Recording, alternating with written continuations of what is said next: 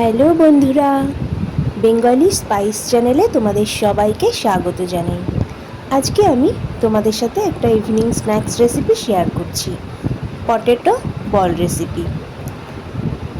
এই পটেটো বল রেসিপিটি তৈরি করার জন্য আমি এখানে ছোট ছোট দুটো আলু নিয়ে নিয়েছি, আর আলু দুটোর খোসা খুব ভালো করে ছাড়িয়ে নেব। এই রেসিপিটি যদি তোমাদের ভালো লাগে তাহলে চ্যানেলটিকে সাবস্ক্রাইব করে দিও, ভিডিওটিতে একটা লাইক করে দিও। এখানে দেখো আলুগুলোর থেকে আমি ভালোভাবে খোসাগুলো ছাড়িয়ে নিচ্ছি। এই রেসিপিটি বিভিন্নভাবে হয়ে থাকে, তো আজকে আমি একটু অন্যরকমভাবে ট্রাই করছি। তোমরাও বাড়িতে অবশ্যই ট্রাই করো, ভীষণই ভালো লাগবে। খোসা ছাড়ানোর পর আলুগুলোকে আমি টুকরো টুকরো করে কেটে নিচ্ছি।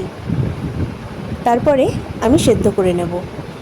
যেহেতু সেদ্ধ করে নেব, তো আলুগুলো যত সম্ভব পাতলা করে কেটে নিলে সময় ভীষণ কম লাগবে।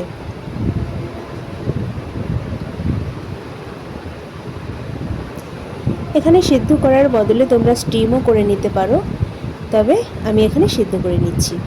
এরপর কাটা আলুগুলোকে ধুয়ে নিয়ে আমি একটা পাত্রে জল দিয়ে তার ভেতরে দিয়ে বসিয়ে দিয়েছি সেদ্ধ করতে, আর তার ভেতরে দিয়ে দিয়েছি পরিমাণ মতো নুন আর কিছুটা পরিমাণে গোলমরিচের গুঁড়ো।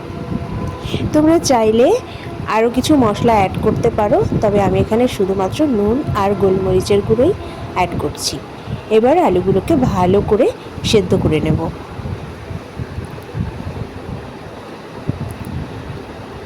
যতক্ষণ আলুগুলো সেদ্ধ হচ্ছে আমি কিছু জিনিস কেটে নিচ্ছি। এখানে আমি রসুন গ্রেট করে নিয়েছি আর ধনেপাতা কুচিয়ে নিচ্ছি। এদিকে দেখো আলুগুলো সব সেদ্ধ হয়ে গেছে। এবার আলুগুলোকে আমি একটা প্লেটে ঢেলে নিচ্ছি। আলুগুলোকে নেওয়ার আগে কিন্তু প্লেটে আমি তেল মাখিয়ে নিয়েছি। এবার একটা কাঁটা চামচের সাহায্যে আলুগুলোকে ভালো করে স্ম্যাশ করে নেব গরম অবস্থাতেই। তোমরা চাইলে গ্রেটারও ব্যবহার করতে পারো স্ম্যাশ করার কাজে, তবে যাই ব্যবহার করো না কেন আলুগুলো কিন্তু ভালোভাবে স্ম্যাশ হওয়া চাই।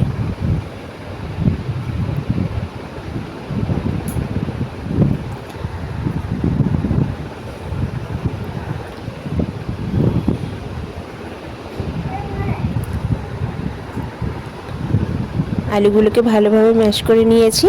এবার এর ভেতরে দিয়ে দেব 2 টেবিল চামচ কর্নফ্লাওয়ার। এখানে কিন্তু কর্নফ্লাওয়ারই ব্যবহার করতে হবে, ময়দা কিন্তু ব্যবহার করলে চলবে না। তো এবার 2 টেবিল চামচ কর্নফ্লাওয়ার দেওয়ার পরে ভালো করে আলুর সাথে মিশিয়ে নেব। এখানে আমি কিন্তু আর নুন অ্যাড করছি না, কারণ আলু সেদ্ধ করার সময় আমি পরিমাণ মতো নুন দিয়ে দিয়েছিলাম, তো আর কোনো নুন দিচ্ছি না। এবার কোনো রকম জল ছাড়াই আলুর সাথে কর্নফ্লাওয়ারটা ভালোভাবে মিশিয়ে নিচ্ছি।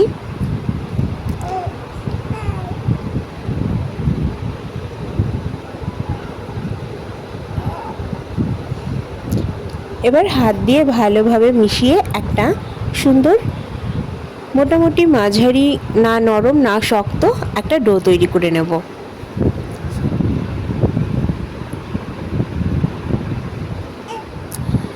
যেহেতু ডোটা একটু স্টিকি, তার জন্য আমি 2 হাতে এবার তেল মেখে নেব আর পটেটো বলগুলো তৈরি করে নেব।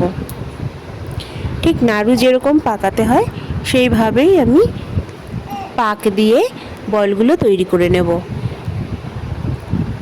তোমরা যেরকম আকৃতির বল চাও, মানে যেরকম সাইজের বল চাও সেইভাবেই তৈরি করতে পারো।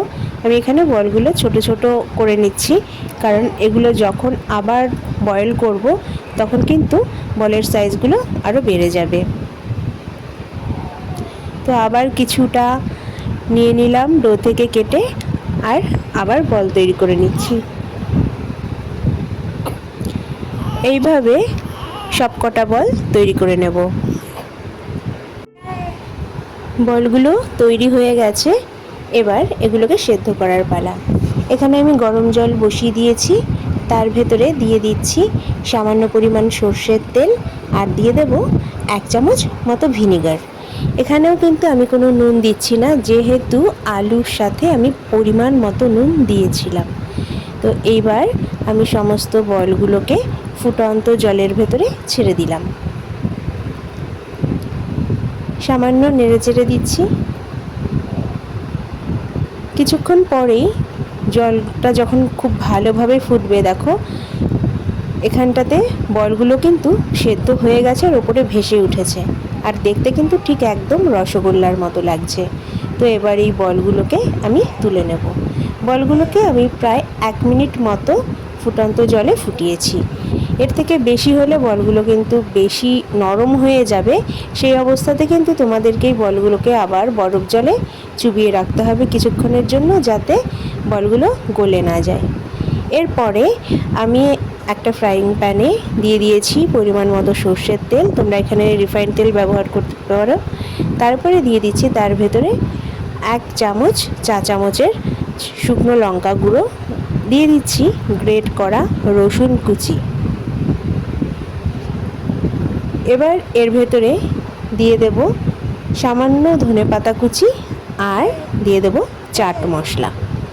আমি কিন্তু এখানেও কোনো রকম নুন ব্যবহার করছি না, কারণ চাট মশলায় কিন্তু যথেষ্ট পরিমাণে নুন রয়েছে। আর দিয়ে দেব প্রায় 1 টেবিল চামচ মতো ডার্ক সয়া সস। এবার এই সমস্তটা আমি নেড়েচেড়ে নিচ্ছি। এখানে আমি তেলের ভেতরে সমস্ত জিনিসগুলো দিয়ে ভেজে নিচ্ছি। এখানে কিন্তু এভাবে না করে ডাইরেক্ট পটেটো বলগুলোর ভেতরে তেল গরম করে দিয়ে আর বাকি উপকরণগুলো ওভাবে দিয়েও মিশিয়ে খেয়ে নেওয়া যায়, তবে আমার এভাবে ভালো লেগেছে বেশি। তোমরাও এভাবে ট্রাই করে দেখো। এবার পটেটো বলগুলোকে দিয়ে ভালোভাবে মশলার সাথে মিশিয়ে নিচ্ছি।